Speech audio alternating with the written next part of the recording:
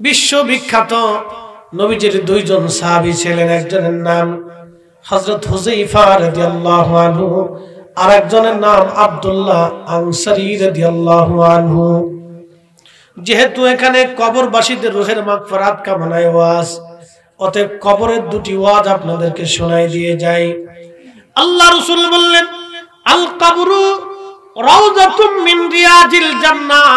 কবর হলো কোন কোন মানুষের কবর জান্নাতের বাগান, কোন কোন কবরকে আল্লাহ রওজা বানায় দেয়। রওজা কি বানায়? রওজা। একসাথে বলেন, কি বানায়? রওজা। তাহলে আমার নবীর কবর কি? রওজা। জোরে বলেন, জোরে জোরে জোরে জোরে না, একসাথে আরো জোরে বলেন, রওজা শরীফ বা মুবারক। কথা ঠিক কি না? তিনি নবীজির রওজা হচ্ছে উম্মতের কবরকে রওজা বানানোর সেন্টার, মূল টাওয়ার। যদি রাসূলের কবরকে কেউ রওজা বিশ্বাস না করে, তাহলে সে মূলত আল্লাহ রাসূলের ইজ্জতে হাত দিছে। কিন্তু বড় দুঃখের বিষয়, আমাদের দেশে এক শ্রেণী আছে যারা বুকে হাত বেঁধে নামাজ পড়ে। আমার এই ভাইগুলি, তাদের বিশ্বাস হলো নবীজির কবরকে মাকবারা বলতে হবে, কবর বলতে হবে, রওজা বলা যাবে না। আচ্ছা আপনারা বলেন তো, নবীর কারণে উম্মতের কবর আল্লাহ রওজা বানায়। একসাথে বলবেন আল্লাহু আকবার। আরো বলি, মনোযোগ দেন। রওজা শরীফ থেকে মিম্বর শরীফ পর্যন্ত যারা হজে গেছেন, এখানে হাজিরা আসেননি? আচ্ছা মাশাআল্লাহ, আলহামদুলিল্লাহ। রওজা শরীফ থেকে নবীজির মিম্বর শরীফ পর্যন্ত এই জায়গাটাকে কি বলে? রিয়াজুল জান্নাতের বাগান। এর অর্থ হলো জান্নাতের বাগান, অর্থাৎ দুনিয়াতে জান্নাতের বাগান। একসাথে বলবেন আল্লাহু আকবার। আচ্ছা বলেন তো, রিয়াজুল জান্নাহ ওইটা হলো মক্কায় হলো না কেন? বলে দেন। আচ্ছা ওইখানে রিয়াজুল জান্নাহ হলো, বাইতুল আকসাতে হলো না কেন? আচ্ছা আরো বলি, ওইখানে রিয়াজুল জান্নাহ হলো, বাংলাদেশে বাইতুল মুকাররমে হলো না কেন? নবী নাই। রওজা শরীফ যেখানে বর্তমানে, এটা ছিল আল্লাহর নবীর হুজরা শরীফ। আম্মাজান খাদিজাকে, আম্মাজান আয়েশাকে নিয়ে, আম্মাজানদেরকে নিয়ে নবী এখানে বসবাস করতেন। বাম পাশে দেখবেন বাবে জিবরাইল, জিবরাইলের দরজা। ওই দরজা দিয়ে জিবরাইল আলাইহিস সালাম আল্লাহর নবীর সাথে এসে কথা বলতেন। তার একটু আগায় আছে বাবুন নেসা, মহিলাদের দরজা। এই দরজা দিয়ে নারীরা এসে পর্দার আড়াল থেকে নবীজির কাছে মাসলা মাসাইল হাদিস কোরআন শিক্ষা করতেন, শুনতেন। একসাথে বলবেন না মারহাবা। আচ্ছা রিয়াজুল জান্নাহ কেন হলো? প্রিয় নবীজি হুজরা শরীফ থেকে মিম্বর শরীফে যাইতেন, মিম্বর থেকে হুজরা শরীফে যাইতেন, মিম্বর থেকে হুজরা, হুজরা থেকে মিম্বর, মিম্বর থেকে হুজরা, হুজরা থেকে মিম্বর, যাইতে আসতে যাইতে আসতে যাইতে আসতে যাইতে আসতে নবীর কদমে শোয়ার কারণে জায়গাটা আল্লাহ রিয়াজুল জান্নাহ বানিয়ে দিয়েছেন নবীর কারণে। একসাথে বলবেন আল্লাহু আকবার। না না আরো জোরে জোরে জোরে জোরে। নবীর কারণে যদি জায়গা রিয়াজুল জান্নাহ হয়ে যায়, তাহলে রাসূল যেখানে ঘুমায় সেটা কেন রওজা হবে না? অবশ্যই হবে। শুনেন, অনেক বড় হাদিস জানলে কিন্তু জ্ঞানী হওয়া যায় না। অনেক লেখাপড়া করলে কিন্তু বিরাট বড় জ্ঞানী হওয়া যায় না। যদি বেশি সার্টিফিকেটে জ্ঞানী হতো, তাহলে বাংলাদেশের সবচেয়ে বড় মূর্খ থাকতো কাজী নজরুল ইসলাম। কারণ এই বেচারা জীবনে কোনো ডিগ্রি সার্টিফিকেট পাই না, সে আন্ডার ম্যাট্রিক। আন্ডার ম্যাট্রিক বুঝেন নাই? আগের ভাষা বলতেছি। ম্যাট্রিক পাস না করলে বলতো আন্ডার ম্যাট্রিক, মানে ম্যাট্রিক পাস করে নাই, বেচারা 8 পাস। কি পাস? 8 পাস। একজন কবির লেখা, তার প্রবন্ধ, গ্রন্থ, সাহিত্যের উপরে বাংলা ডিভিশনে আমার বাংলাদেশের প্রত্যেকটা ইউনিভার্সিটি থেকে ডক্টর ডিগ্রি অর্জন করে, এমফিল করে, গবেষণা করে। তাহলে একজন 8 পাস লোকের লেখনী থেকে আজকে ডক্টরেট ডিগ্রি হয়, তাহলে বুঝেন তিনি কত বড় ডক্টর ছিলেন। এই জন্য লেখাপড়া সার্টিফিকেট বেশি হইলেই বড় জ্ঞানী হওয়া যায় না। এই কথা কন না কেন? জোরে বলে। মদিনা ভার্সিটি আর আজহার থেকে পড়ে আসলেই বড় আলেম হয় না। আলেম তাকেই বলে যার কলিজার ভিতরে রাসূলের ইশক বেশি। কথা বলেন ঠিক না? যার কলিজার ভিতরে রাসূলের তাজিম নাই ও আলেম হতে পারে না। একসাথে বলেন আলেম হতে পারে না।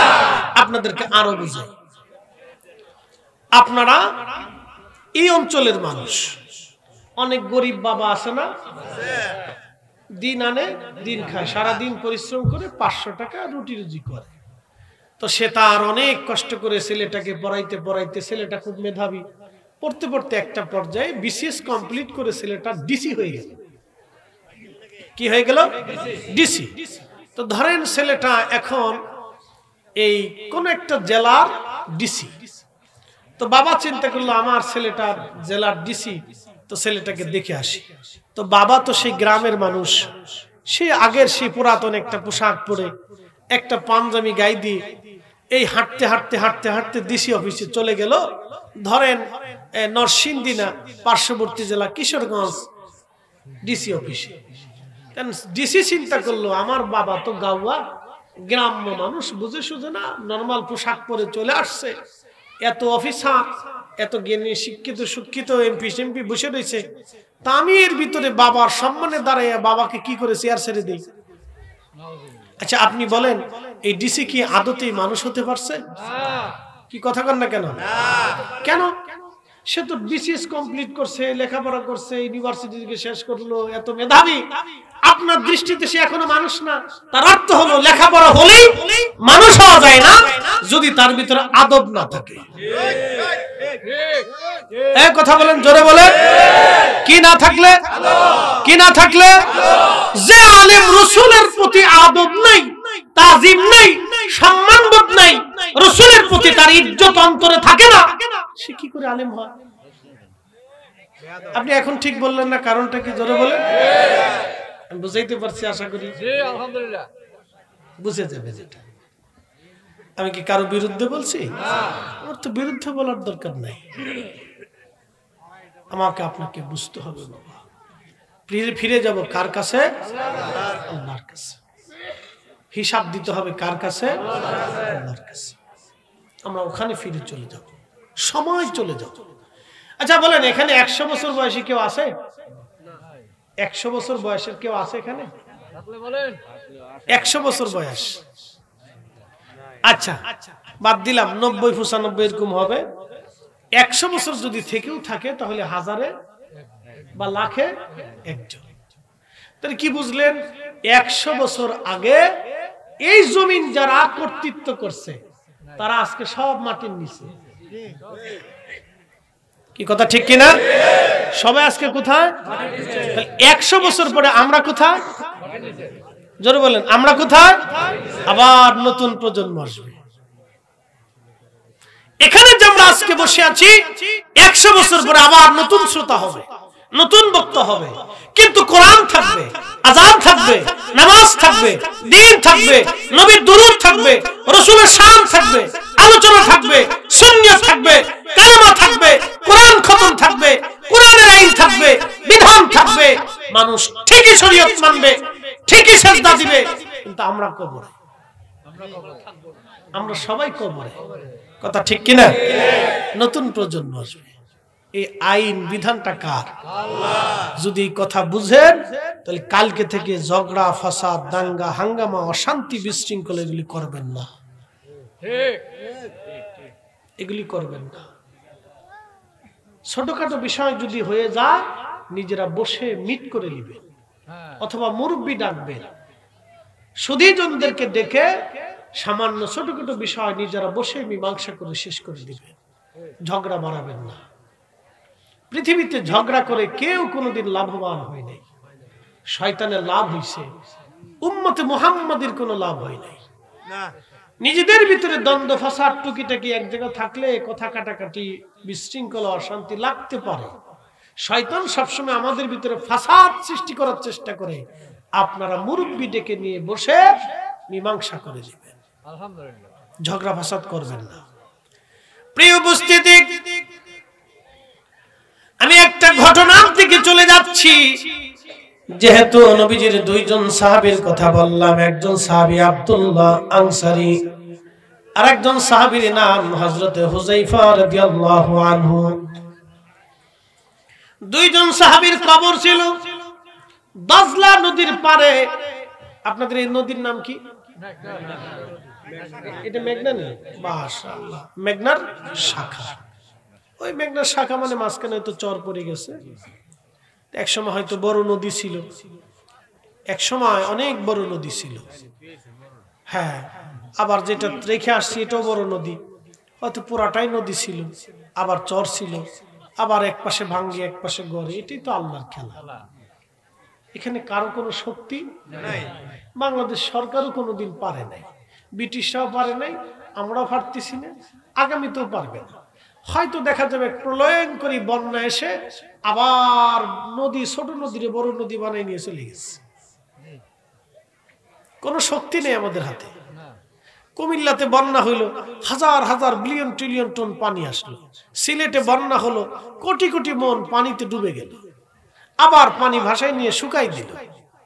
সব উনি, আমরা ওনার কাছে অসহায়, এই জন্য ওনার কাছে ফিরে যাব, ওনার কাছে জবাবদিহিতা আসবে। আর উনি তিনার হাবিব রহমতের নবীকে আরশে মুআল্লার ডান পাশে চেয়ারে বসাইয়া হাসরের ময়দানে মাকামে মাহমুদুল্লাহ বানাইয়া মহা সম্মান দিয়ে বসায় রাখবে। तमाम সৃষ্টি সেজদায় পড়ে নবীরা ব্যতীত থরথর করে কাঁপতে থাকবে। জিবরাইল আজরাইল পর্যন্ত সেজদায় পড়ে থরথর করে কাঁপবে, যে না জানি আল্লাহ আজকে আমার উপরে বেজার কিনা। সেই দিন শুধু আমাদের নবী আল্লাহর ডান পাশে উপবেশন করে মহা সম্মানের আসনে অধিষ্ঠিত হবেন। একসাথে বলেন আল্লাহু আকবার। বলেন আল্লাহু আকবার। না, জোরে বলেন, জোরে বলেন আল্লাহু আকবার। আমরা সেই নবীর উম্মত, আমরা সেই নবীর উম্মত। আমাদের মর্যাদা কত একটু শুনে যান। দাজলা নদীর পারে হযরত হুযায়ফা রাদিয়াল্লাহু আনহু তৎকালীন বাদশা ছিলেন ইরাকের বাদশা ফয়সাল, প্রধানমন্ত্রী নুরিয়াল মালিকি। বর্তমান ইরাকের বাগদাদ রাজধানীর পাশে একটা নদী আছে দজলা। আমাদের যেমন ঢাকার পাশে বুড়িগঙ্গা, ইরাকের পাশে একটা নদীর নাম দজলা। দজলা নদীর পাড়ে দুইজন নবীর মহান সাহাবীর মাজার, একজন হুযায়ফা আর একজন আব্দুল্লাহ আনসারী রাদিয়াল্লাহু আনহুমা। এই দুইজনের মাজার ছিল। দজলা নদীর পানির কারণে ঢেউে ঢেউে পার ভেঙে ফেলে দেওয়ার পরে হুযায়ফা রাদিয়াল্লাহু আনহুর কবরের এক পাশ ভেঙে মাটি দজলা নিয়ে চলে গেল। ভিতরে ঢেউে ঢেউে ঢেউে ঢেউে পানি ঢুকতে লাগলো। বাদশা ফয়সালকে হযরত হুযায়ফা স্বপ্ন দেখাইলেন, বাদশা ফয়সাল, আমি রাসূলের সাহাবী হুযায়ফা বলতেছি, আমার কবর দজলা নদী ভেঙে ফেলেছে, কবরের এক পাশ পানি ঢুকতেছে ঢেউে ঢেউে, আমার বড় কষ্ট হয়।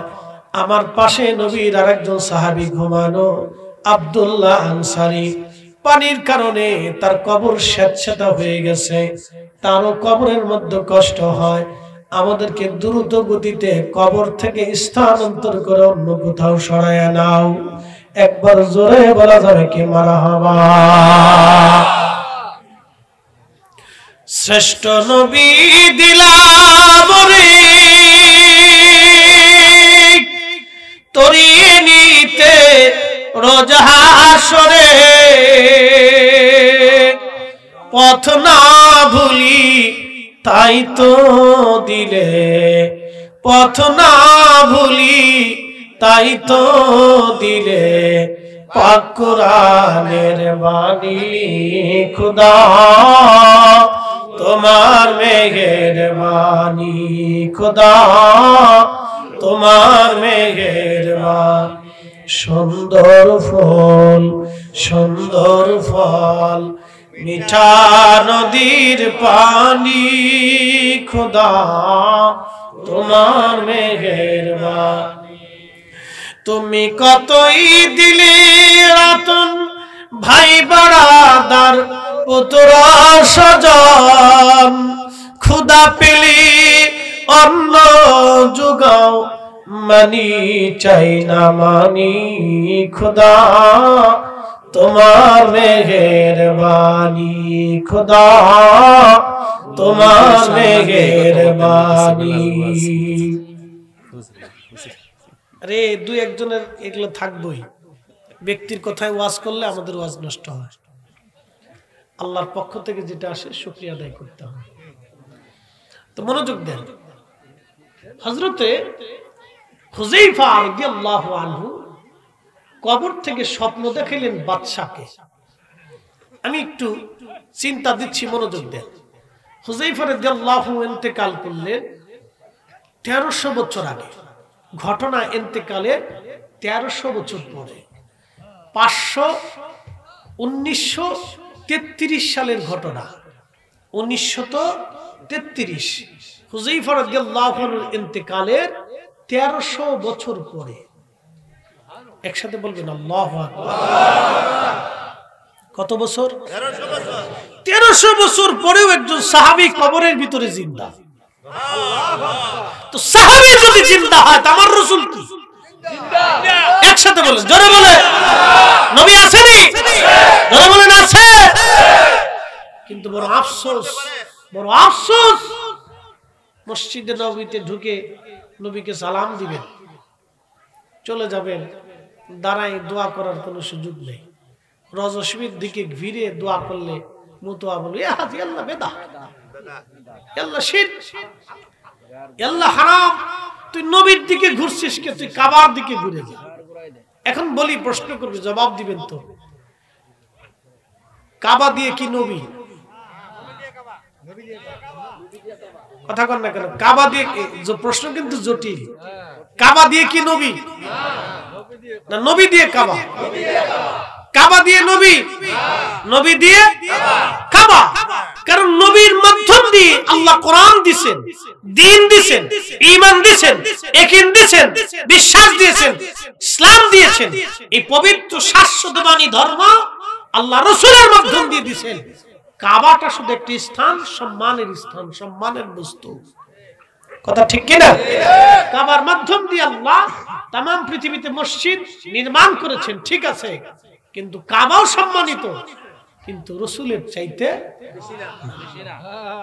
আসল কথা, কাবা সম্মানিত কিন্তু নবীর চাইতে না।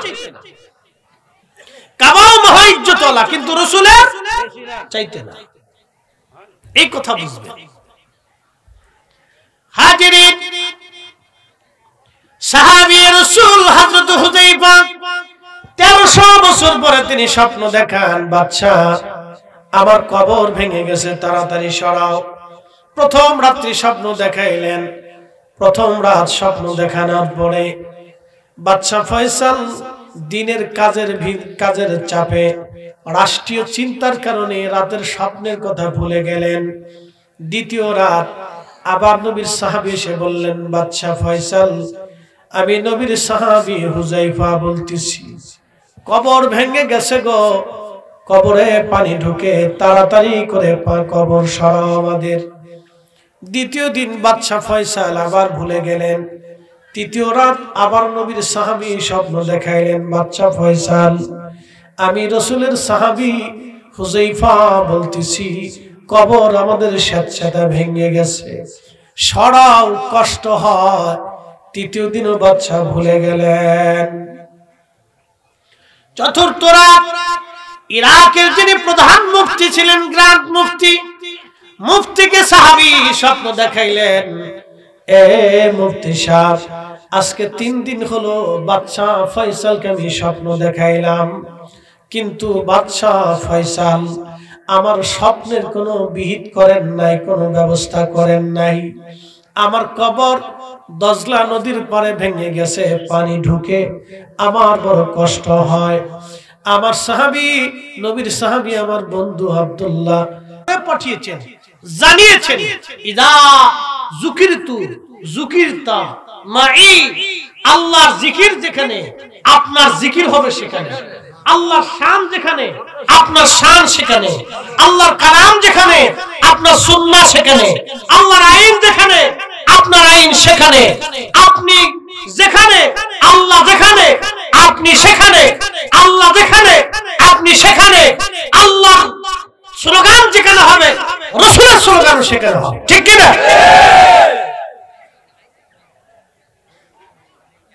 বুঝে বুঝে বেদাত বলেন, বুঝে বুঝে বেদাত বলেন। বেদাতের ফতোয়াটা না জানি রাসূলের ইজ্জতের উপর চলে যায়, তাহলে ফতোয়া কিন্তু ঘুরে আপনার আখিরাতের জিন্দেগির উপরে এসে পড়বে। পৃথিবীর সব হুজুররা যেও আপনাকে রাসূলের দরজা থেকে তার তরে আনার কিন্তু সুযোগ নাই। ওদিন হারিকেন ধরেও কোনো হুজুরকে পাবেন না, আপনার কোনো বক্তাকে পাবেন না, আপনার কোন ব্যক্তিকে খুঁজে পাবেন না। সবাই নিজে বলবে নফসি নফসি, নিজেই চিন্তার পেরেশান, আর তুই বেটা সরে যা, আজকে টাইম নাই। ফতোয়া দিবেন বুঝে দিয়ে, ফতোয়া দিবেন বুঝে দিয়ে, হাসরের ময়দানের জন্য ঘুরে আছে আপনার ঘাড়ের উপরে লানতের তবকা যাতে না পড়ে, বুঝে সুঝে দিয়ে। যদি লানতের তবকা আসে তাহলে পৃথিবীতে এমন কোন বাপের বেটা নাই, এমন কোন মায়ের পুত নাই আপনাকে আল্লাহর রসুল থেকে ফিরিয়ে আনবে। কেউ নেই, কেউ নেই, পৃথিবীর কোন শক্তি নেই। তো বুঝে কথা বলবেন, বুঝে কাজ করবেন, নতুবা আখিরাতে পস্তাইতে হবে। ফিরে যাব কিন্তু আল্লাহর কাছে। সেদিন আল্লাহর পাশেই আমার রাসূল বসা থাকবে। কোন চেহারা নিয়ে বসে থাকবে সেই দিন? আল্লাহর নবীর সামনে দাঁড়াবেন। চিন্তা ভাবনা করে যে, চিন্তা করে তারপরে কবরে যেতে হবে। বিপদ আছে কিন্তু, মহা মুসিবত। বেলালকে আজান শিখিয়ে দিলেন নবী, আজান দিতে লাগলেন। বহুদিন বহুদিন আজান দেন। আজানের ফুয়ুজুদ এতই চমৎকার, কবি ছন্দমালাতে লিখছেন, আজ সেই মুসলিম আছে আগের মতোই, আবু বকর ওমর উসমান নেই আজ সেই, কোরআন আছে আগের মতোই, সাহাবীদের মতো পাঠক নেই আজ সেই, আজানের রসম আছে আগের মতোই, আজানের রসম আছে আগের মতোই, বেলালের মতো মুয়াজ্জিন নেই আজ সেই। আশিক রাসূল বেলাল আজান দেওয়ার পরে প্রিয় নবীজি হুজরা মোবারক থেকে বের হয়ে নামাজে আসতেন। আসার পরে বেলাল নবীকে দেখতেন। চার কারণে মানুষ মানুষকে ভালোবাসে। 1 নম্বর জামালিয়াত, 2 নম্বর কামালিয়াত, 3 নম্বর কারাবাত, 4 নম্বর ইহসান। আমার নবীর মধ্যে জামালিয়াত ছিল, কামালিয়াত ছিল। কারাবাত মানে নৈকট্য। আপনি যত সহবত দিবেন তত মোহাব্বত বাড়বে। এই জন্য সন্তানকে সময় দিতে হয়, সন্তানদের সাথে সময় দিতে হয়। যত সময় দিবেন বাবা মার প্রতি সন্তানের তত দরদ বাড়বে। শোনেন, সন্তানের হৃদয়ে মায়ের প্রতি দরদটা বাবার থেকেও বেশি থাকে। কেন বলেন তো?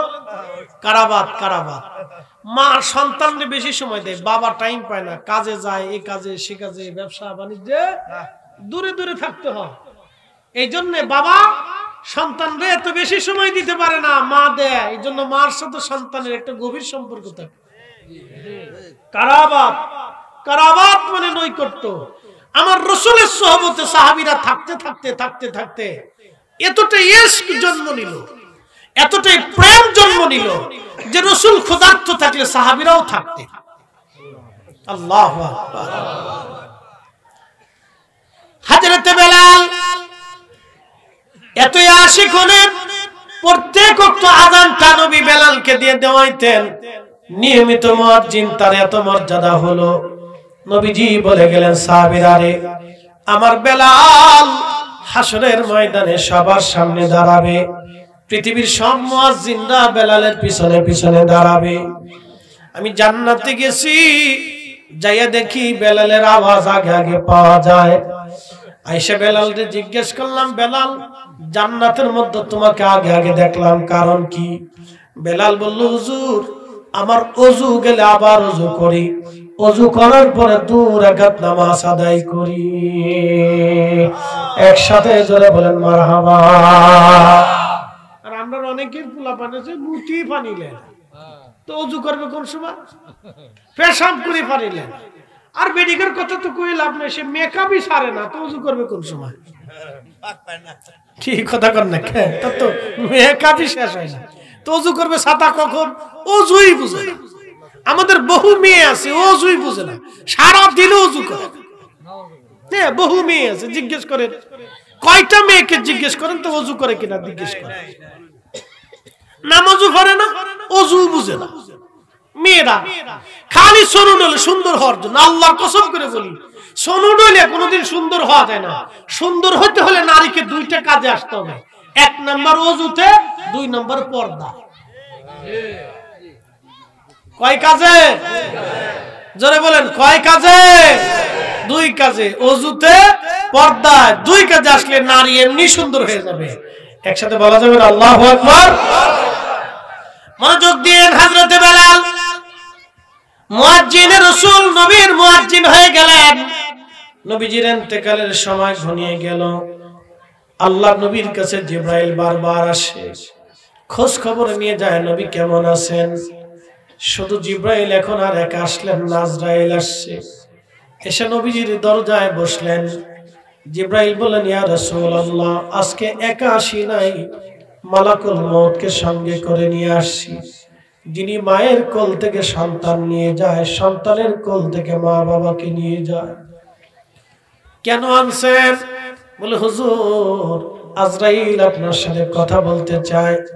আজরাইল সালাম দিয়ে বলেন, ইয়া রাসূলুল্লাহ, আল্লাহ পাকের ফরমান হলো, আপনি নবী যদি অনুমতি দেন, আপনাকে আমি আল্লাহর দরবারে নিয়ে চলে যাব। আর যদি অনুমতি না দেন, আপনাকে রেখে চলে যাব।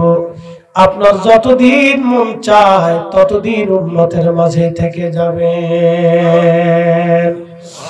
হয় না হয় না, চিৎকার করে বলেন ইয়া রাসূলুল্লাহ। আমাদের মৃত্যু আমাদের হাতের মধ্যে নাই, কিন্তু আজরাইল এসে নবীকে বলেন, হুজুর সুপ্রিম পাওয়ার আপনার, আপনার আগে এমন সুপ্রিম পাওয়ার আর কারো হয় নাই, আপনার পরে কিয়ামত পর্যন্ত এরকম সুপ্রিম পাওয়ার কারো হবে না। আপনি ইচ্ছা করলে আমার সাথে চলে যেতে পারেন, আর যদি ইচ্ছা করেন উম্মতের মাঝে আপনি থেকে যেতে পারেন। আপনি বললে জান কবজ করব, না বললে আমি আজরাইল ফিরে চলে যাব। নবীজি বললেন, জিবরাইল আল্লাহর ফরমান কি রকম? বলে, হায় ইয়া রাসূলুল্লাহ, আল্লাহর ফরমান এরকম নবীজি। আল্লাহ রাব্বুল আলামিন জিবরাইল ডাক দিয়ে বললেন, ইয়া রাসূলুল্লাহ, তবে আমার রব আমার আল্লাহ আপনার দিদারে আগ্রহী হয়ে অপেক্ষায় আছে। আপনার দিদারে আমার আল্লাহ আগ্রহী নবী গো, আপনার মাসুক আপনার অপেক্ষায় আছে। নবীজি কেঁদে দিয়ে বললেন, জিবরাইল তাহলে এই দুনিয়াতে আর আমি থাকতে চাই না, আমার মাসুক আমার মাওলা আমার অপেক্ষায় আগ্রহী। জিবরাইল আমি এখনই খোদার দরবারে চলে যেতে চাই।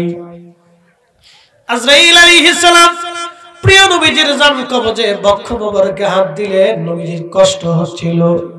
আজরাইল আমার তো কষ্ট হয়।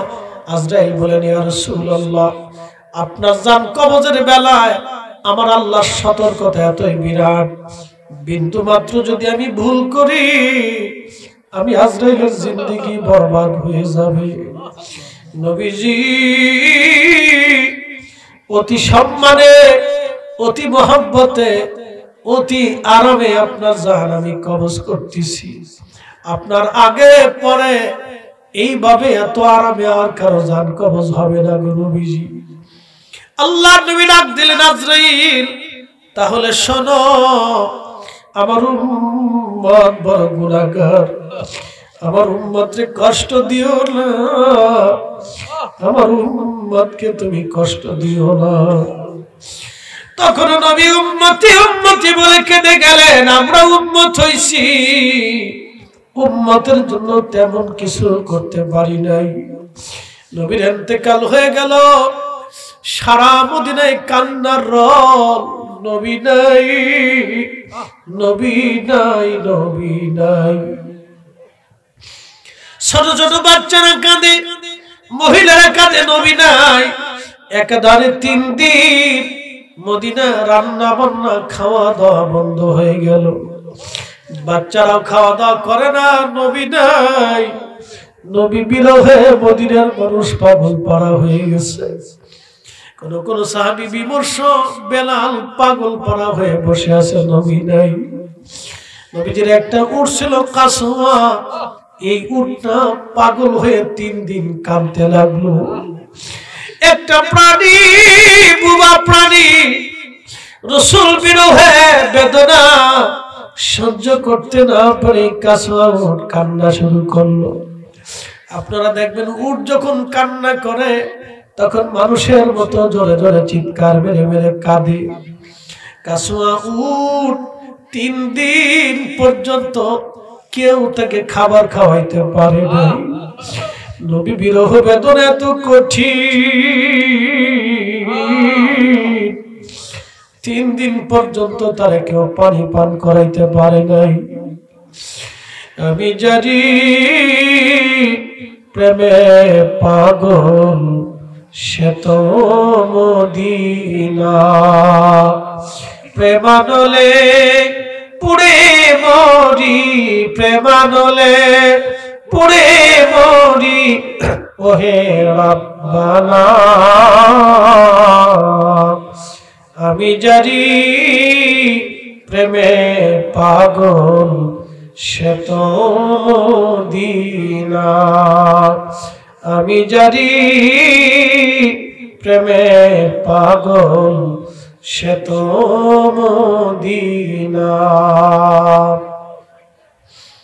এই কাসওয়া উট 3য় দিনের মাথায় সহ্য করতে না পেরে বিরহ বেদনা একটা কুয়ার মধ্যে ঝাঁপিয়ে পড়লো, মারা গেল। রাসূল বিরহ বেদনায় একটা উট পর্যন্ত সহ্য করতে পারে নাই। আহা, সে মারা গেল। নবীজি বললেন, উম্মত রে, আমি হাসরের ময়দানে আমার মিম্বরের নিচে উস্তুনে হান্নানাকে দাফন করা হলো। আমি উস্তুনে হান্নানাকে নিয়ে আমার কাসওয়া উটের পিঠে চড়ে আমি নবী হাসরের ময়দানে ফুলসিরাত পার হয়ে আর 70,000 উম্মত আগে নিয়ে আমি নবী আগে জান্নাতে যাব। জান্নাতের দরজা আমার আগে হাসরের ময়দানে কেউ খুলতে পারবে না। এই চাবিটা আমার হাতেই থাকবে, আর আমার মাধ্যম ছাড়া আমার কোন উম্মত জান্নাতে যেতে পারবে না। একবার জোরে বলা যাবে কি ইয়া রাসূলুল্লাহ।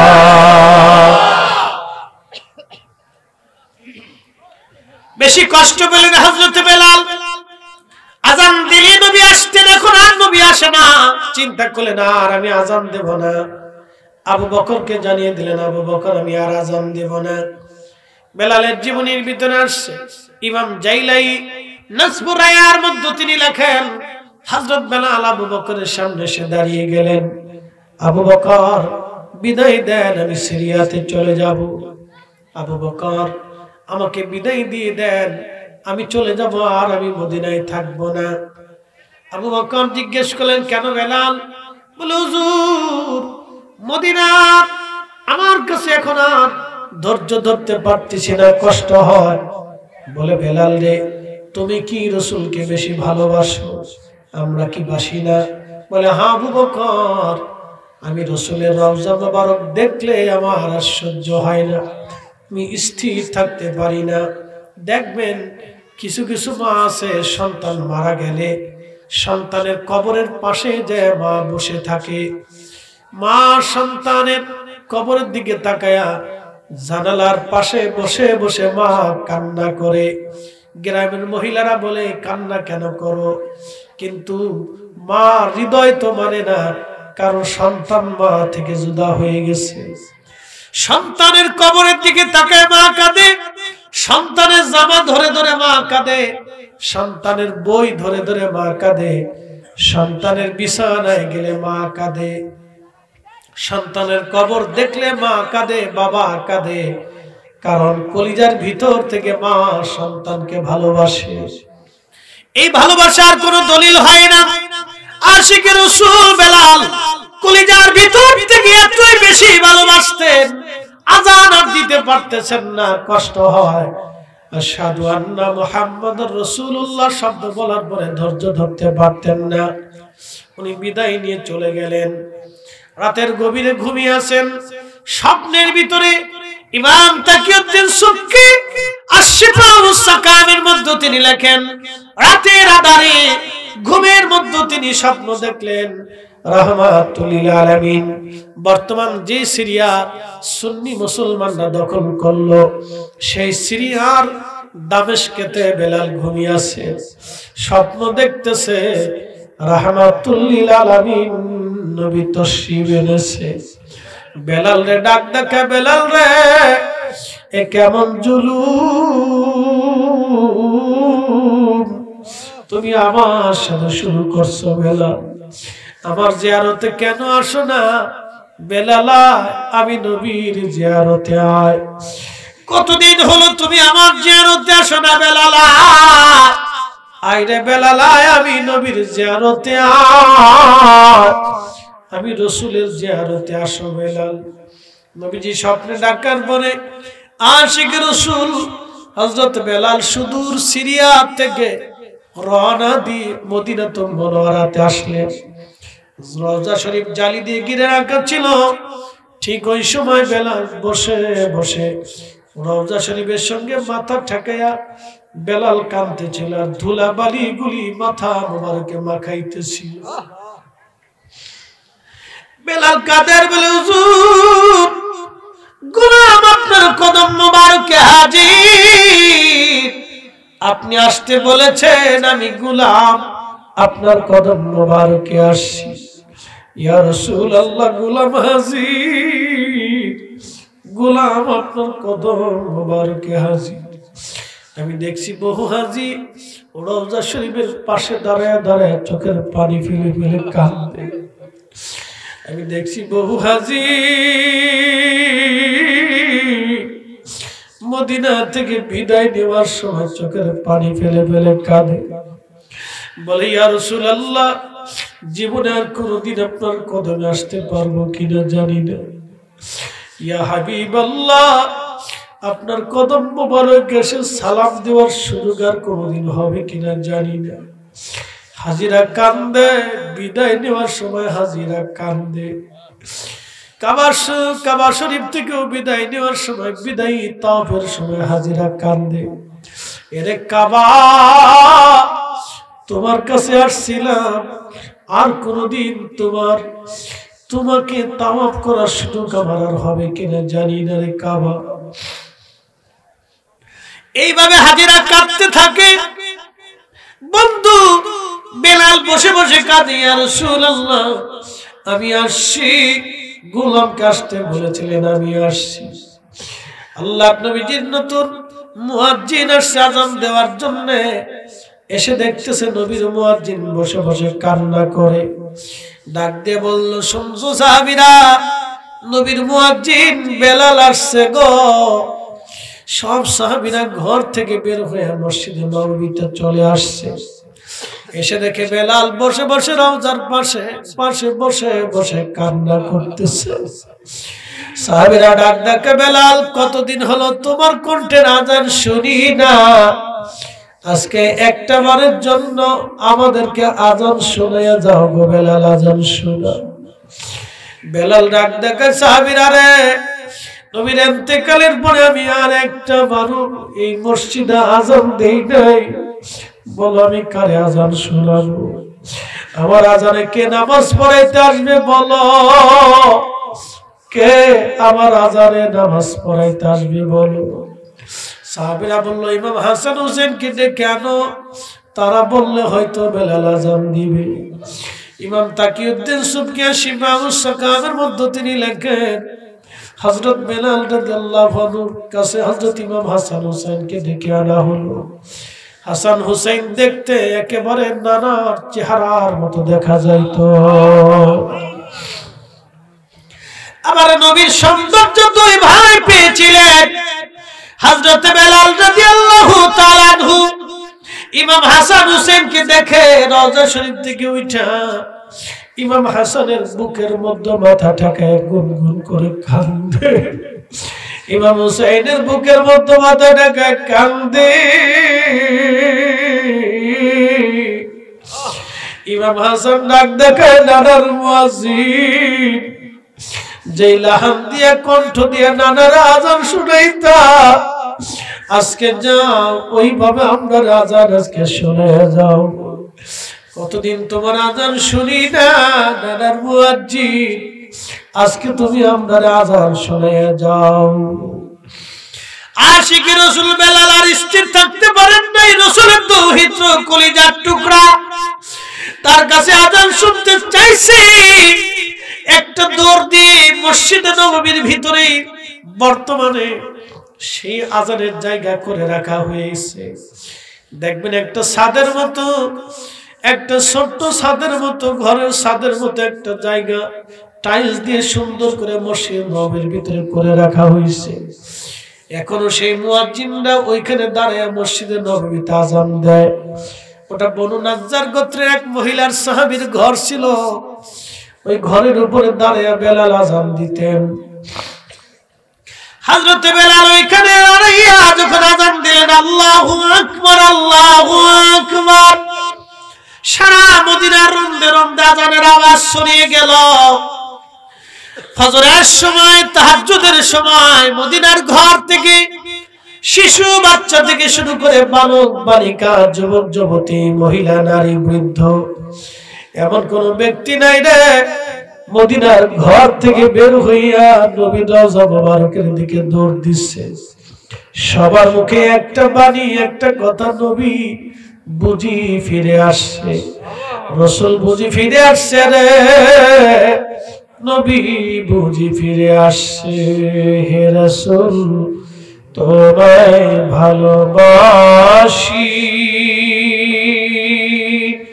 অন্তরে শুধু মুখে না, জান্নাতের আশায় নয় হে রাসূল, জাহান্নামকে ডরি না। তোমায় পাওয়ার আশায় মন ছুটে যায় মদিনায়, এ আশিকে দিদার দাও না, আর দূরে থাকিও না। হে রাসূল তোমায় ভালোবাসি, অন্তরে শুধু মুখে নয়, জান্নাতের আশায় নয় হে রাসূল, জাহান্নামকে ডরি না। ঠিক হযরত বেলাল যখন আশহাদু আন্না মুহাম্মাদার রাসূলুল্লাহ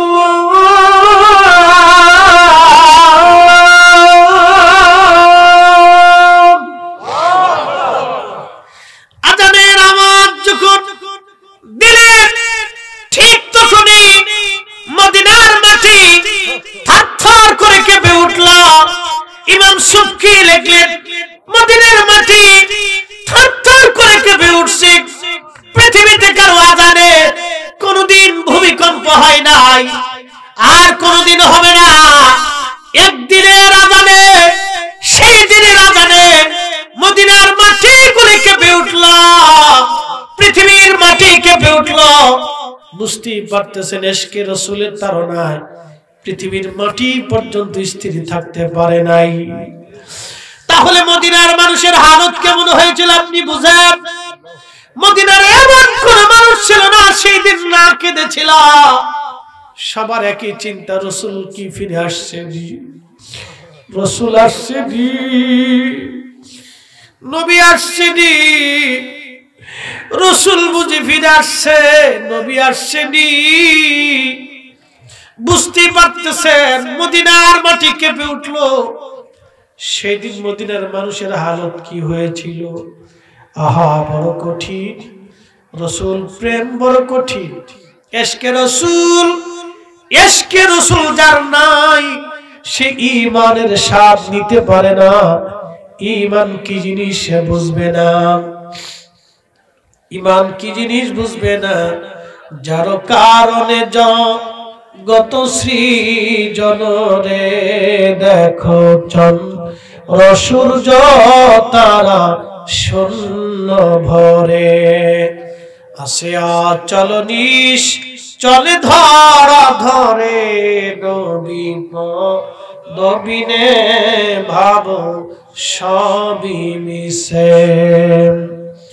আরশুসি জিয়াদা মর্তমান আর যে রাসূলুল্লাহ কা অনুসির যে আনোয়ার পর গুনাহগার কি লাখো সালাম ইয়া নবী